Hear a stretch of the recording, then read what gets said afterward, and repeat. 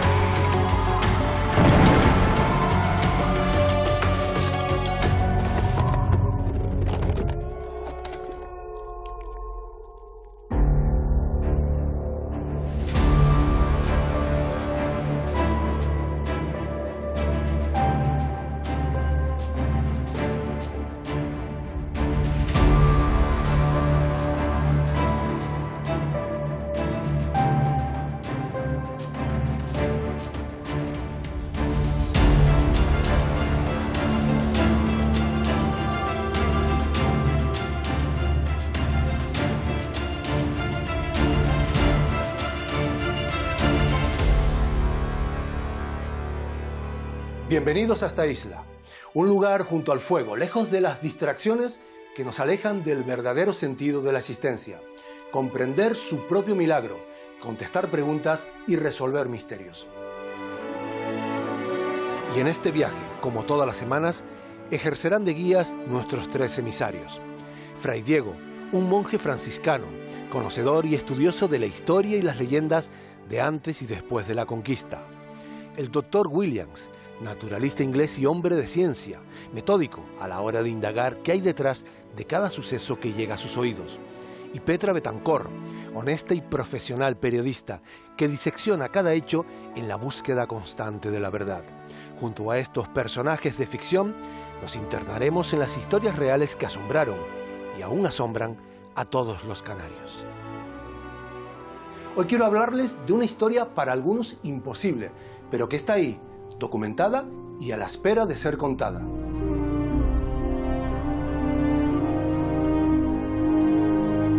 Santa María de Guía, Gran Canaria. En el siglo XVII, una niña llamada Catalina daba sus primeros pasos por estas calles y plazas, hoy transformadas por el inexorable paso del tiempo. Incluso en aquellos años en los que la fe y la oración podían explicar cualquier prodigio, aquella niña pronto sorprendería a todos.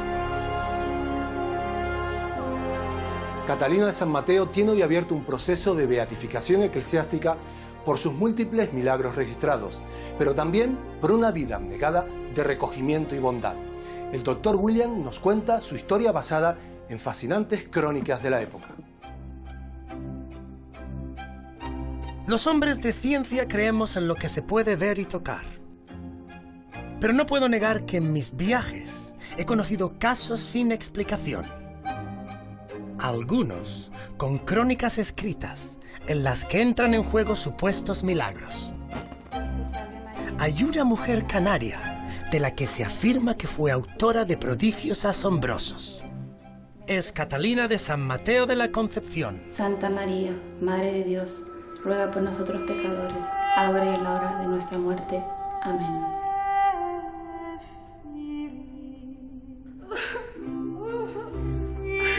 Lo extraordinario entró en su vida en el mismo momento de su nacimiento, a mediados del siglo XVII.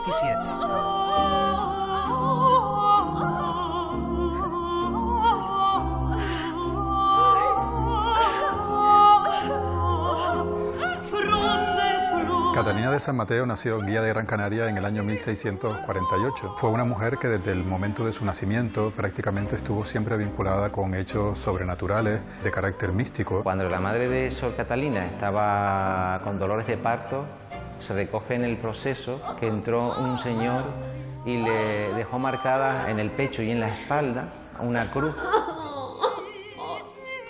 En ese momento, un parto que había sido muy complicado y difícil se solucionó muy rápidamente.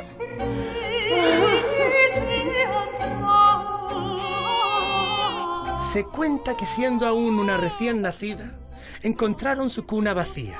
Cuando la madre ya, digamos, se ha repuesto y manda a buscar a la criatura que se había quedado sola, el bebé no estaba. Pero la madre, que de algún modo ya intuía que Catalina era diferente a los demás, no se preocupó en absoluto, porque sabía dónde podría ser encontrada. Buscándola por toda la casa, la vienen a encontrar en el pesebre, emulando un poco el nacimiento de Jesucristo, que nació en un pesebre. Sobre su infancia hay más historias, y si alguna se tomara por cierta, no cabría duda de cuál tendría que ser el destino de Catalina. A través del llanto suyo consiguió que sus abuelos, por ejemplo, salieran de una cueva y justamente en ese momento la cueva se derrumbó. Ella daba limosna a los pobres y la limosna se transformaba en flores. Ella tenía también un rosario, hubo un incidente en su casa de que un niño se cayó y ella lo pudo haber resucitado. Todo esto eran los componentes previos a su tardío ingreso en el convento. Con 29 años, Catalina ingresa en el convento de las Clarisas de San Bernardino de Siena, en Las Palmas de Gran Canaria. A la hora de nuestra muerte. Amén. Para ella seguramente sería todo una elevación espiritual. Para las hermanas fue un agobio, porque la verdad es que no la soportaban. De hecho, muchas de las hermanas la envidiaban porque ella era el ejemplo de lo que era la verdadera vida claustral de una monja. Como religiosa y a pesar de su consabida virtud, se dice que practicó varias formas de penitencia. Entre ellas, los escritos refieren que se ponía bajo una pesada puerta y pedía a las demás monjas que pasaran sobre ella.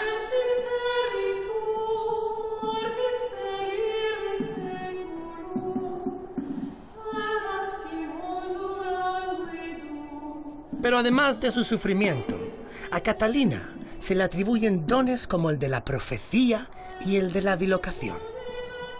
Hay testimonios de personas que la llegaron a ver orando en un santuario en La Palma, en La Gomera, en el nombramiento del arzobispo de Toledo. Ojo, ya era famosa en aquella época. Se da un caso en que el capitán general de Canarias pidió permiso a su prior para poderle ver el rostro y se levantó el velo, pero el militar no pudo verle el rostro porque irradiaba tanta luz que no le pudo ver el rostro.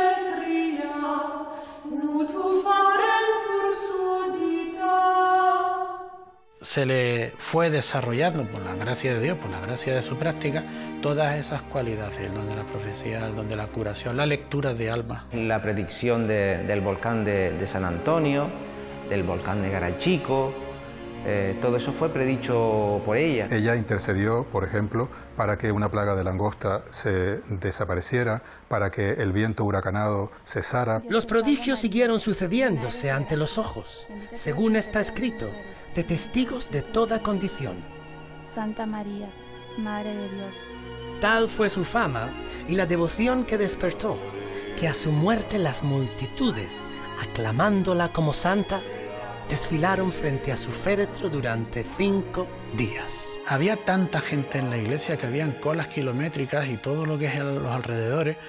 Había gente, la gente venía con escaleras para subirse. A raíz de la muerte de Catalina circuló todo una especie de tráfico de reliquias. Un taburete que tenía tosco, de madera tosco, lo transformaron en cruces. Su hábito, incluso estando en el cuerpo en la capilla ardiente, la gente quería trozos. Con esas reliquias, según dicen, habían curaciones. Después de muerta, siguió realizando diferentes milagros, sobre todo vinculados con curaciones.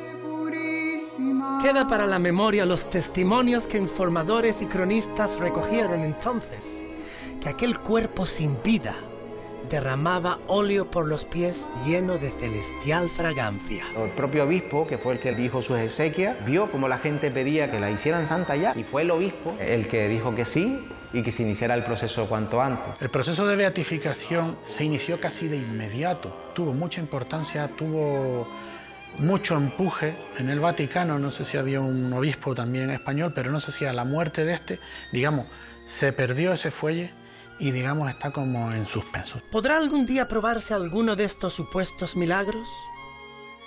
Para los escépticos se trata de simples leyendas, pero para otros no existe duda sobre su verdad.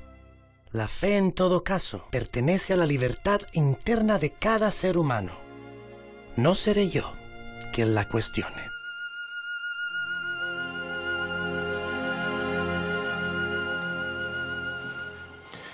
Javier Martín, amigo, buenas noches y bienvenido a la Isla Misteriosa.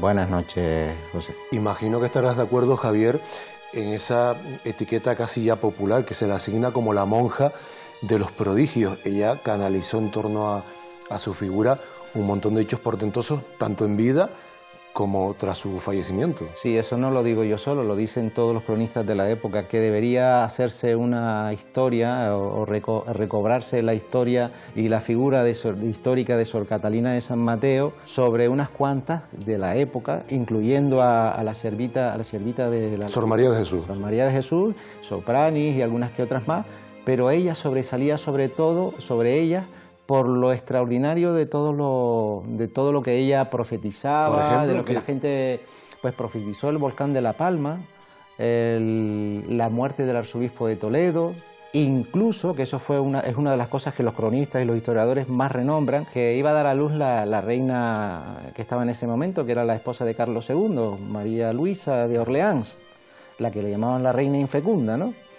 Pues ella profetizó que si se seguían ciertas normas, ciertas cosas que tenía que seguir la familia real en aquella época, pues tendría descendencia, lo cual no ocurrió, pues dicen los cronistas que no se siguieron lo que ella indicaba, las indicaciones que ella había... Y eso llegó a Palacio Real, a noticias del rey, o sea, el rey estaba interesado en todo ese tipo de cosas, y el conde de Eril, que era el gobernador de la isla de aquella época, fue el que escribió contándole que esta mujer, que gozaba de fama de santidad y de profetizar, pues había profetizado eso según su confesor.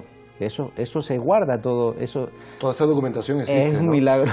En la que además se habla de su capacidad para estar en dos lugares al mismo tiempo, la bilocación y algún que otro don más. Sor Catalina tenía el don de bilocación y de hecho la solían ver mientras sus hermanas en el convento la estaban viendo en el sagrario, pues otros decían y declaraban en las declaraciones que la veían en varios sagrarios de la isla de La Palma, de La Gomera, del Hierro, de Lanzarote, de Fuerteventura. También que sentía repudio hacia las personas que estaban en pecado mortal, ¿sabes?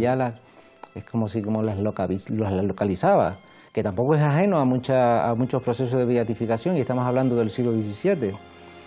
Y sabía, aparte del don de profecía, tenía el don de la lectura de las almas. Claro, que es un don muy especial, que es leer en el interior, en la historia vital, en los sentimientos de otras personas. Sí, antes de que tú te acercaras a ella, ya ella sabía perfectamente a qué venías, cómo estaba tu alma y todo eso. Y eso lo reflejan, no es que lo estoy diciendo yo, es que yo lo he leído en las declaraciones de los testigos, confirma, nombres y apellidos, de las personas, de los más...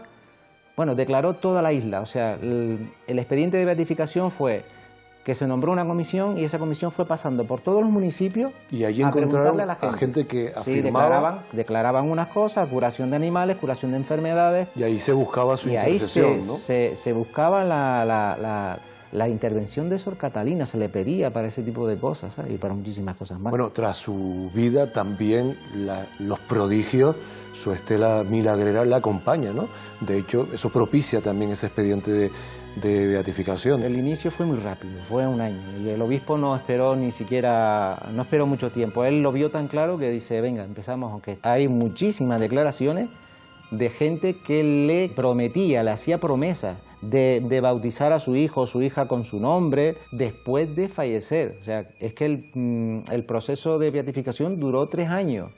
Y durante esos 3 años, ya te digo, que fueron recorriendo todos los municipios. Y descubrieron que esa devoción estaba muy viva. Sí, muy viva. Y además, no, te digo otra cosa con respecto a eso. Hasta el año 1811 hay constancia de que la tumba, en el coro del convento de las Clarisas en Las Palmas, lo que hoy es el gabinete literario y la Alameda de Colón, sí, en ese espacio que está la plaza, ahí seguía alumbrada. Eso quiere decir que el obispo le había dado orden para que su tumba estuviera con la luz, y la gente seguía yendo a pagar promesas, a decir misas y todo ese tipo de cosas. O sea que hasta que el convento se derribó y sabe solo se transformó Dios, toda la zona. Sí, sabe Dios dónde se llevaron los restos, que eso no se sabe, si se lo llevaron, o sea, aquello se quedó allí, ¿sabes? No se sabe nada. Hasta 1811, Todavía se seguía yendo a visitar la tumba de Sor Catalina, como se está haciendo hoy con Sor María de Jesús, bueno, exactamente igual. Catalina de San Mateo tiene que ser beatificada, o debería ser beatificada, porque reúne todas y cada una de las condiciones que marca la Iglesia para recibir esa condición, tanto desde su nacimiento hasta su muerte, que fue extraordinaria. Cientos de testimonios, cientos de referencias en crónicas que nos hablan de una vida marcada por lo prodigioso. Javier Martín, muchísimas gracias por haber visitado la Isla Misteriosa. No, muchísimas gracias a ti por invitarme, es un placer. Nosotros proseguimos en nuestra aventura en busca de nuevos y apasionantes misterios.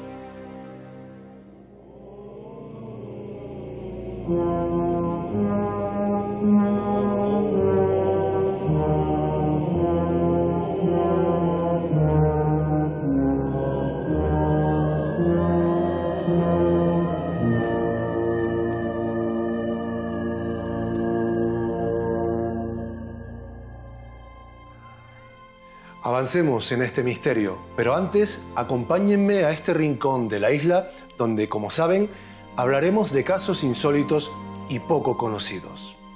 ¿Creen ustedes que una persona puede contactar con el más allá? Abrimos los archivos de la isla.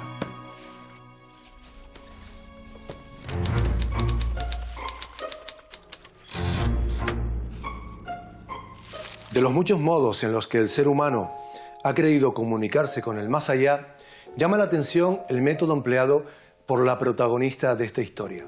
Ella afirmaba lograrlo mediante el arte, a través de la pintura. Quiero presentarles a Georgiana Houghton.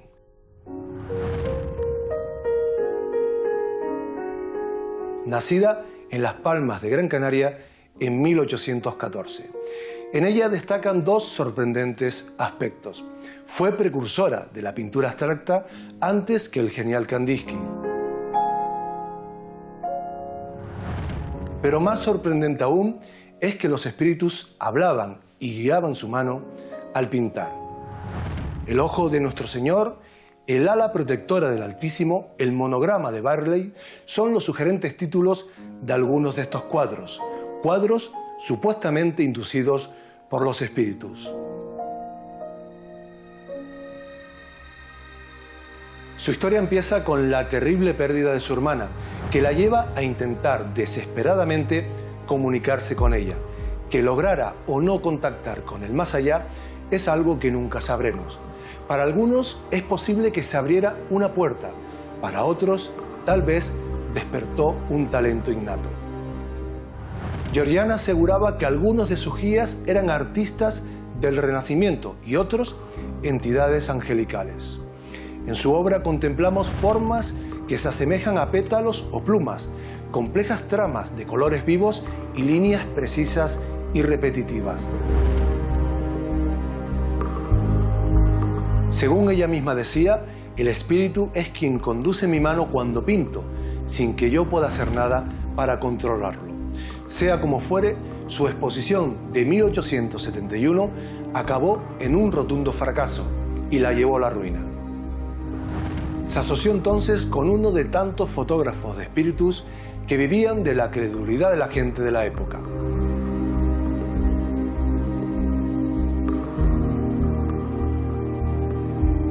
Pero de poco sirvió esto. La artista y medium canaria murió en 1884 en la más absoluta pobreza. La historia no pasaría de ser una mera curiosidad si no fuera porque el legado de Georgiana comienza a ser reconocido como el de una artista brillante. La pintora de espíritus, una de tantas historias fascinantes ocurridas en Canarias. Nosotros seguimos aquí, en la Isla Misteriosa, para contarles más historias.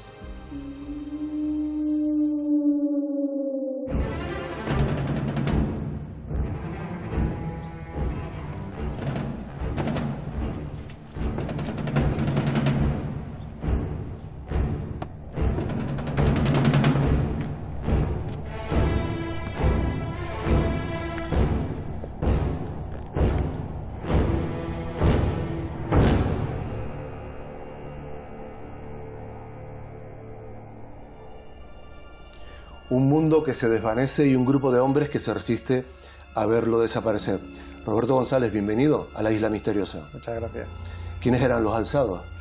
Los alzados, la documentación llama o denomina alzados a todos aquellos guanches que no se integraron en la nueva forma de vida en la isla de Tenerife, esencialmente, después de la conquista castellana. ¿Se enfrentaron a las tropas castellanas? Sí, se enfrentaron a las tropas castellanas y a la gente que vivía en esa nueva sociedad que fue ocupando el territorio. Conozcamos más detalles de esta apasionante y épica historia de la mano de alguien que ya ustedes conocen, Fray Diego.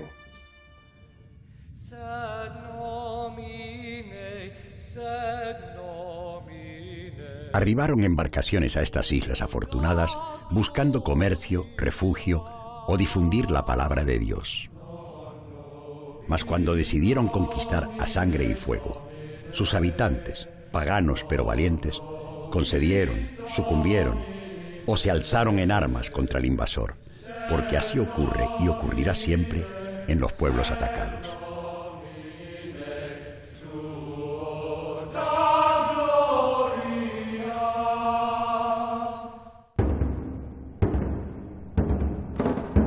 Moría el siglo XV y con él las esperanzas de aquellos aborígenes que habían resistido al poderoso invasor. Tras muchas muertes, se daba por terminada la conquista, y así lo reflejaron los tratados de paz y el sometimiento de los líderes isleños. Muchísimas veces estos tratados lo que te hacían es rendición incondicional, me quedo con tu tierra, me quedo con el ganado y tú te bautizas y te haces cristiano. Si tú no haces eso, yo te voy a perseguir y te voy a llevar a la esclavitud. Mas no todos abrazaron la fe cristiana, ni el gobierno de los conquistadores. Algunos optaron por llegar a algunos acuerdos de paz con los castellanos debido a que la otra alternativa era morir, pero siempre está el componente de los rebeldes. Hubo gente que no aceptó la presencia de unos extranjeros que estaban acabando con su pueblo y su modus vivendi, y entonces pues se refugiaron en los montes. En Gran Canaria, los alzados que estuvieron en la fortaleza, el mito de Ancite. En La Palma, por ejemplo, tenemos al capitán Tanausú en estas cuevas de Taburiente, pero finalmente, ante la realidad de que no se podía vencer a esta gente, pues se entregaron. Pero cuentan algunas crónicas que entre el mito y la historia se alzó en Tenerife un hombre distinto, con una sed inigualable de libertad. Dicen que se llamaba Ichazagua. La paz de los Realejos supone la victoria sobre los bandos de guerra. Deciden acatar el poderío del rey de Castilla y a cambio se les ofrece la libertad personal y la libertad en sus posesiones.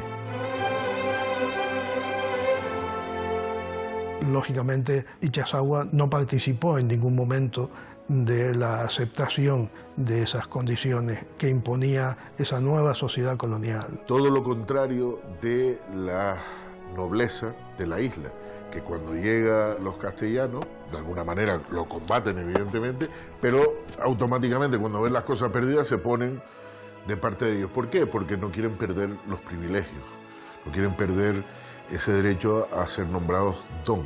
Por ello, los alzados de Tenerife hubieron de huir de las zonas de influencia castellana. Se tiraron al monte. La conquista oficialmente los castellanos la dan por finalizada en 1496 y en los 5 años siguientes Ichazagua hace una serie de movimientos que están ligados a intentar vertebrar la resistencia. La banda de Chasna, que es la banda de los alzados, es la banda que comprende desde Vilaflor hasta Fasnia. Toda esa parte estaba habitada por los alzados y todos los alzados, todos aquellos que huyeron a la montaña, ven en él un guía que los va a librar de esos extranjeros que llegaron a la isla. Fue en 1504 cuando se le entrona como el último, se considera el último mensei de la isla de Tenerife. La tradición oral habla de un mensellato por los alzados creado y que bajo su dominio vivían cientos de isleños.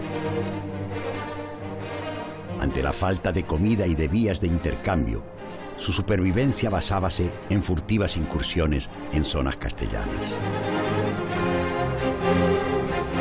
Con una combatividad que podríamos identificar con la guerra de guerrilla, ataques que eran muy eficaces y que produjeron muchas bajas en las tropas de Fernández de Lugo. Los alzados sobrevivían porque conocían bien el terreno y por lo tanto porque podían mantener la forma de vida tradicional, que había sido el pastoreo, la recolección de miel, de lapas y otros crustáceos. De alguna manera era una tierra no conquistada, entre comillas. Justo es decir, que los métodos de persuasión de la corona eran, cuanto menos, poco benévolos e incluso crueles.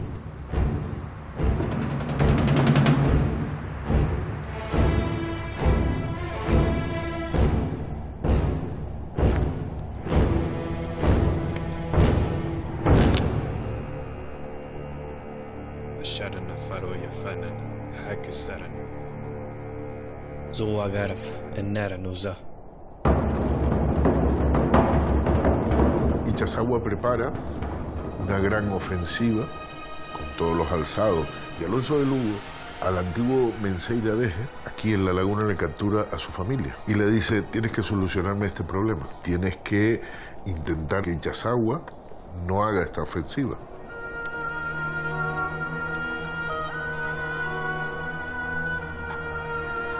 Cuenta la tradición, te habían quedado en verse Ichazagua y estos jefes en el llano que lleva su nombre. Lo que hizo Ichazagua en ese momento fue mirar a cada uno de los que estaban allí presentes, reconoció en sus ojos la traición y sin pronunciar una sola palabra se clavó un puñal, dándose una muerte ritual.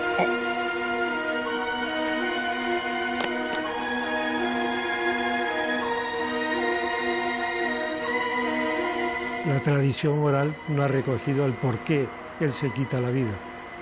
Debe ser que al verse que no quedaba respaldado por sus compañeros, terminaría, digamos, quitándose la vida, diciendo, pues no seré yo un impedimento para lo que quiera el grupo.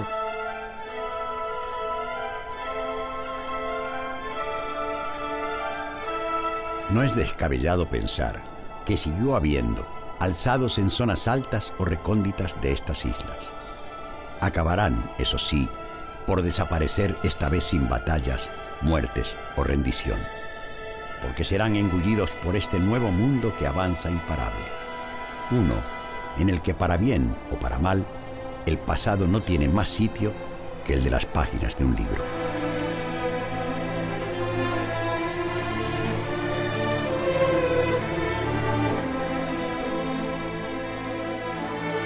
Los alzados, unos personajes sin duda inevitables para la historia, pero también revestidos de mucho mito, e incluso en Tenerife con la figura de Ichazagua como un líder, como el último Mensei de los guanches libres, ¿no? Claro, ahí está la parte del mito.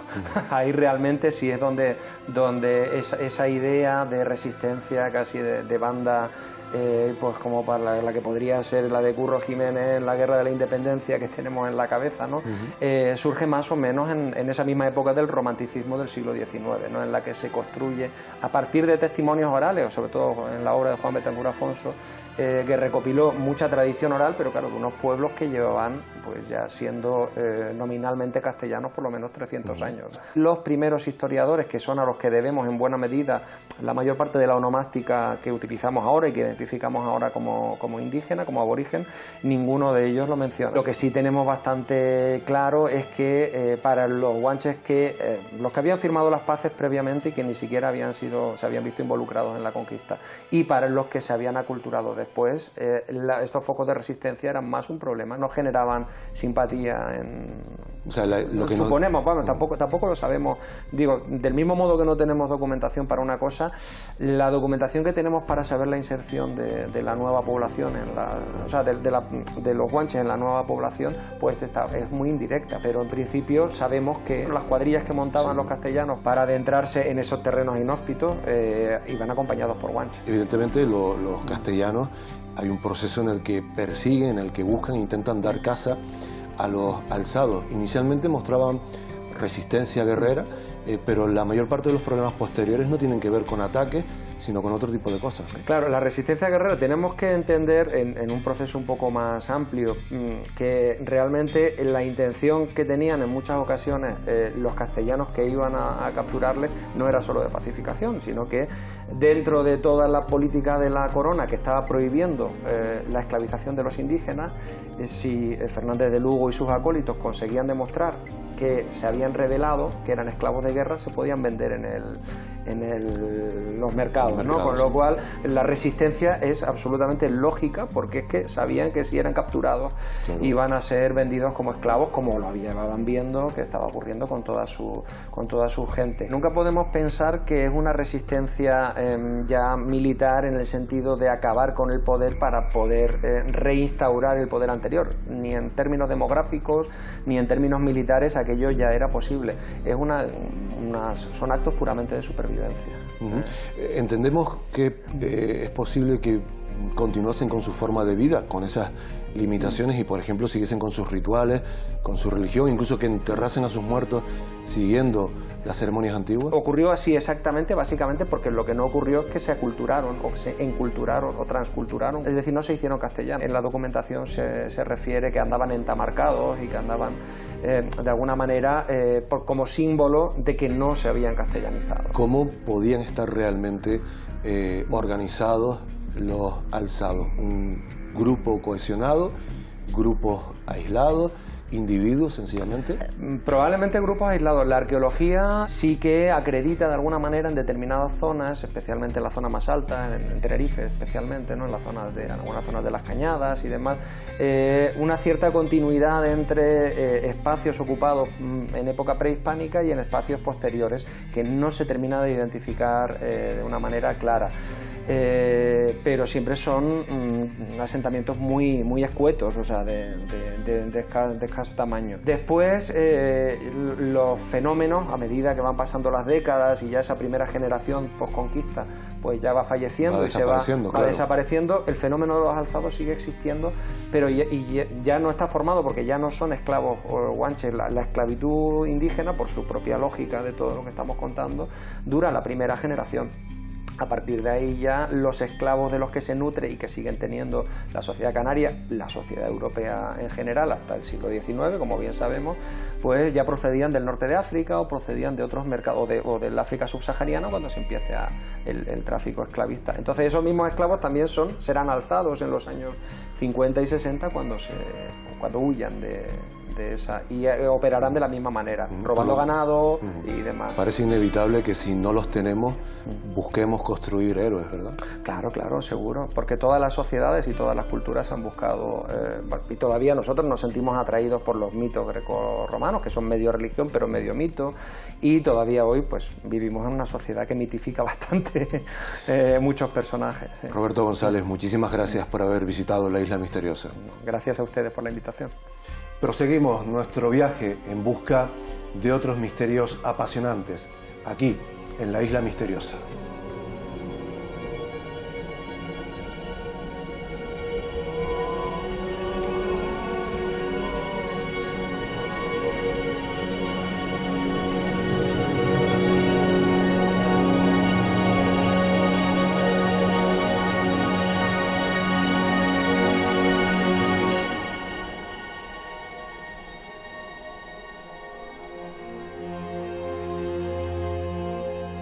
Canarias siempre ha sido un lugar de paso para viajeros, pero también para culturas y creencias a veces sorprendentes. La historia que van a conocer se desarrolló en Agulo, La Gomera, no hace tanto tiempo. La localidad fue la casa de una particular congregación mística que parecía tener lazos con la masonería. Sus prácticas y ritos eran para algunos cercanas al ocultismo y la magia. ¿Quiénes eran? ¿En qué creían realmente? Petra Betancor nos cuenta la historia de los filicristis.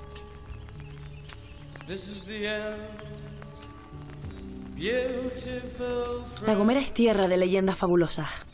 Hay quien habla sin pestañear de apariciones y de luces, así como de brujas y seres que habitaron sus montes en épocas pasadas.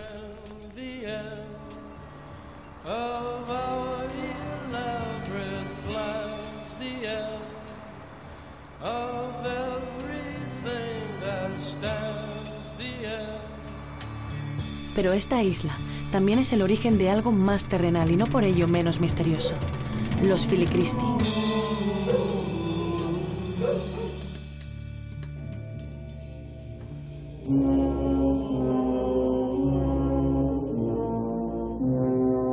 Pueblo de Agulo, año 30, y de repente te oyes un canto gregoriano en griego, una procesión de encapuchados con cirio, con incienso, arrastrando cadenas, ese ruido, esa letanía por el pueblo.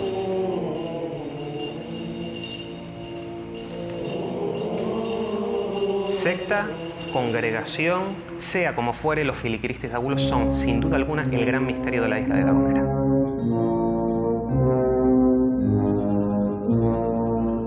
Se vestían al modelo franciscano, llevaban cruces, se dejaban el pelo largo, lo cual tiene que ver probablemente con la idea del voto de los nazarenos. Ellos no se cortaban el pelo, no mataban ningún ser vivo, ni pulgas, ni piojos, ni nada. Mantenían una vida muy asceta, practicaban el veganismo, lo que supuso fue que lo tildaran de loco.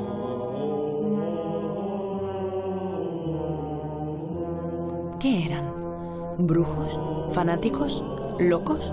¿O simplemente personas con inquietudes espirituales? Vamos a llamarles grupo de seguidores de una personalidad muy concreta y magnética, que es la de Agustín Bethencourt Padilla. Agustín conoció en Madrid a un oriental que tenía unas teorías sobre la vida, sobre la reencarnación, sobre el más allá, y eso influyó mucho sobre Agustín. Los Filicristi estaba formado principalmente por los hermanos Bethencourt Padilla, también por un primo de ellos, Pedrillo Sánchez, por Domingo Montesinos, otro vecino de Agulo, y por Pascasio Trujillo, que era un periodista del vecino pueblo de Hermigua. Pertenecían estos mismos a una élite intelectual dentro del municipio, con lo cual no estamos hablando de una serie de personajes, vamos a decir, que estuvieran locos, sino que responden a un perfil muy concreto de gente intelectual que viene con un pensamiento y ha trabajado con unos estudios, con un análisis previo, y que toman una determinación de seguir una determinada doctrina. Escandalizaron a la sociedad de la isla con sus extraños rituales.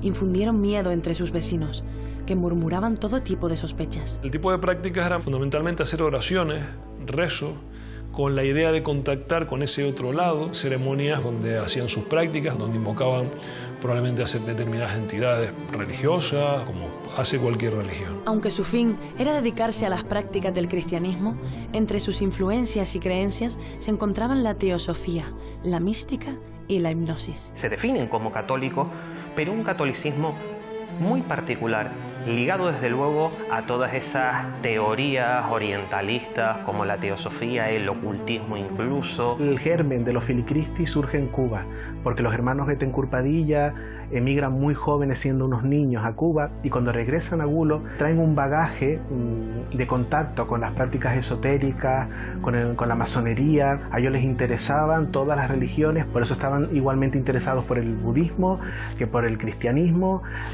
que por el hinduismo. Todas estas religiones para ellos eran caminos hacia la verdad.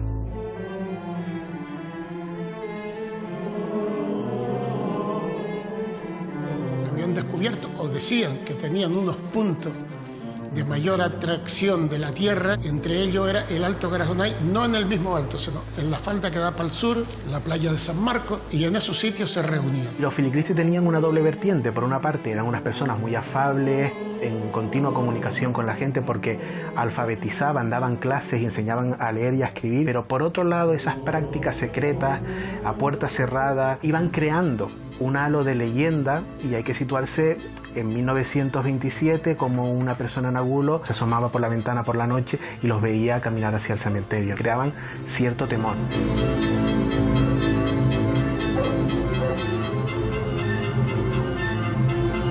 No era de extrañar que estos personajes supusieran una auténtica revolución en La Gomera de la época.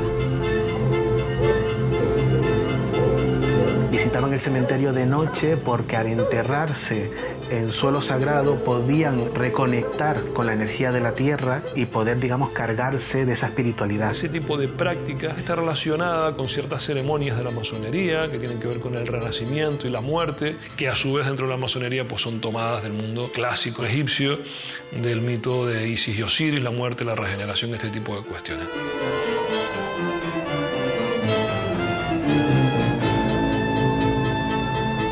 Se comunicaban con los muertos para conseguir noticias de familiares que estaban en Venezuela o en Cuba. Ellos conectaban con familiares muertos de esas personas por las que los vecinos le preguntaban.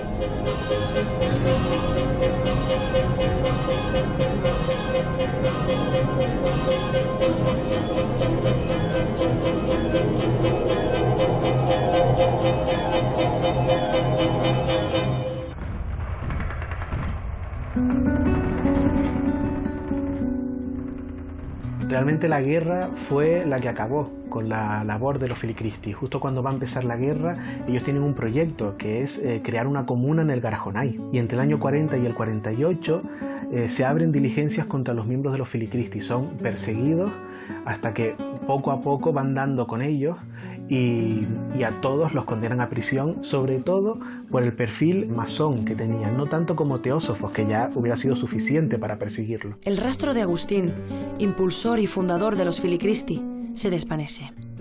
¿Se cansó de luchar por unas creencias incomprensibles para sus vecinos?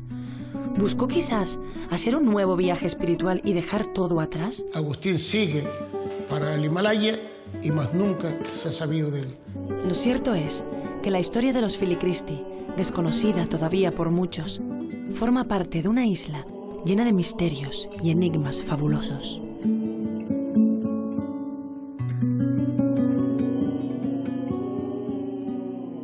Una historia apasionante que lo tiene todo. Carlos Pérez Simanca, bienvenido a la Isla Misteriosa. Bien hallado. Creo que no tenemos en Canarias una historia tan completa, tan potente de historia heterodoxa, de sociedades secretas, de fenómenos paranormales como esta, ¿no? Para ver el fenómeno de los Filicristi tenemos que entender un poco cuál era el contexto de La Gomera en ese momento. Estamos hablando que en aquel momento la Gomera era un lugar rico, muy próspero, debido pues, a las exportaciones tanto de los plátanos como del tomate, y también de algunos productos como por ejemplo el dulce membrillo, que desde Agulo se enviaba hacia el Mar de la Plata, hacia Buenos Aires o en Montevideo. Era un lugar de paso, un lugar rico, y eso permitió por ejemplo pues, que jóvenes de Agulo, de Hermigua, de Vallehermoso pudieran estudiar fuera y vinieran con esa riqueza cultural. Carlos, tenemos un grupo con una base sólida cristiana, pero que después se ramifican sus inquietudes. Tenemos a la teosofía, que también es una fuente de la que ellos se nutren. ¿Qué era exactamente la teosofía? La teosofía es el llegar al conocimiento de Dios o de la divinidad a través del aprendizaje, ¿no? Base cristiana, pero también llegan a través del budismo, a través del taoísmo, a través a lo mejor incluso del sufismo del mundo musulmán, también a través de la cábala judía, intentan llegar pues, por varios conocimientos. Entonces, son como un grupo bastante heterodoxo en ese sentido. Bueno, totalmente heterodoxo, claro. Porque la base cristiana la tienen, es evidente. Hay incluso una posible inspiración en órdenes monásticas, pero la gente les consultaba cosas propias de radiestesistas, por ejemplo. Sí, también, ¿no? De ellos sí. Cuando investigamos en Agulo, pues nos hablaban de gente que perdían cosas cotidianas como las llaves o algunos objetos. Y en este caso el medio, que era Pascasio Trujillo, llegó a tener pues, un estado de relajación y de meditación tan profundo que llegó a tener pues, un estado de catalepsia. Se le llegó a dar por muerto. Se le llegó a dar por muerto y se le estuvo amortajando hasta que se oyó una voz diciendo todavía no, ¿no? Y que aquello fue un gran revuelo porque había resucitado. Hay que imaginar hace un siglo a estos personajes, gente del entorno reconocida con una gran cultura, pero después con un aspecto monacal, vestidos con túnicas, largas barbas, realmente eran pintorescos. Claro, ellos copian el Monte Athos, que es un estado libre asociado a Grecia. Son una serie de montes donde hay unos 19 monasterios, ¿no? de la religión ortodoxa. Sí. Y ellos se traen incluso a un sacerdote ortodoxo que llega a Agulo para dar misa. Entonces, claro, aquello era, imagínate, en Agulo, años 20, sin luz eléctrica, pues por la noche, a las 11 de la noche, oír cantos gregorianos y ver aquella procesión de gente pues vestida a la manera franciscana, pues portando cirios, campanas y cadenas, ¿no? Yendo hacia el cementerio, ¿no? Donde hacían ellos pues sus prácticas o su liturgia.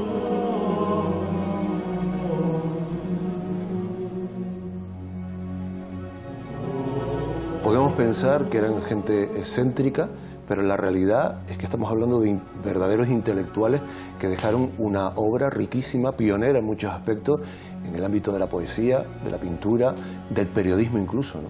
Claro, tenemos por ejemplo Pedro Betancourt Padilla, llega a ser uno de los poetas más insignes del siglo XX en Canarias. Su hermano José escribe la primera novela masónica en España, La efigie de cera. Él también regentó la librería católica, y de hecho en los años 50 él es el primero que edita en español y en España los textos apócrifos. Los evangelios apócrifos, exactamente, ¿no? Incluso él pues también tuvo una riqueza de novelas. Tenemos una novela inédita que se llama Salmo de Brujas, en el que hace un acopio de todas las leyendas de brujas, brujeriles que hay en La Gomera. Y luego teníamos a Agustín, que era un verdadero políglota. De hecho fue profesor sin tener una carrera universitaria en la Universidad de Deusto en Bilbao. Luego, un talento especial, ¿no? Que tenía. Claro, Pascasio, Trujillo, y luego alguien que entró, salió, se movió entre el mundo de la masonería y los filicristi, como fue José Aguiar, pues también uno de los mejores pintores del siglo XX aquí en Canarias. ¿Cuál era el fin último? Es decir, ¿qué buscaban? ¿Era un trabajo individual, un trabajo grupal? Querían montar incluso, construir un monasterio, ¿no? Sí, una especie de comuna en el Alto del Garajón, ahí donde poder educar a los jóvenes en ciencias y sobre todo también en todo lo que era pues todas las carreras de letras. Ellos se adelantan en muchísimas cosas. Por ejemplo, se adelantan unos 40 años a todo el boom de las enseñanzas de Don Juan, de Carlos Castaneda, en el que hablan de chamanismo, por ejemplo, también, y también de algunas plantas que te permitían el hecho de ese tránsito o de poder ver... Esta historia es alucinante. Claro. O sea, una historia que ocurre aquí en Canarias hace un siglo, en La Gomera, en Agulo. Bueno, estamos en deuda con el investigador Daniel María, sí, que la ha reconstruido al máximo y que incluso siguió la pista de lo que ocurrió después. Es decir, ellos fueron perseguidos no por filicristi, sino, entre otras cosas, por masones, ¿no? Claro, porque sobre todo dos de ellos, José y Agustín, aparecían en las listas como miembros de la masonería cuando al término de la guerra civil. Claro, todo ese patrimonio, todos esos listados pasan a parte del bando nacional, que fue el ganador, claro. Y claro, lo único que fueron tirando del hilo, y ellos tuvieron verdaderos problemas. De hecho, José escapa, Agustín hace un viaje en el que se cree que se va para el Tíbet, está en Oriente, pero José escapa de alguna manera porque intercede el obispo canario Domingo Pérez Cáceres, quien le insta a que se case y que abra la librería católica. Bueno, y una historia que finaliza con finales individuales para cada uno, que siguen haciendo su vida en la intimidad, seguramente abrazando todo este tipo de creencias y públicamente, bueno, pues conforme a la sociedad del momento. Carlos Jesús Pérez Simanca, muchísimas gracias por haber visitado la Isla Misteriosa. Gracias a usted.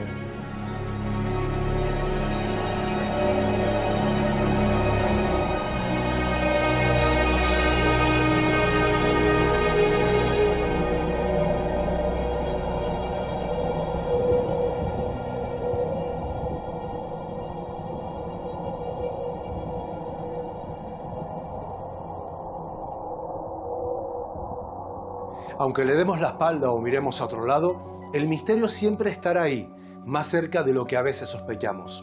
Bajo muchas formas encontramos lo inaudito, gestas inmortales, ocultos ritos en el corazón del bosque, un lejano aullido en la noche.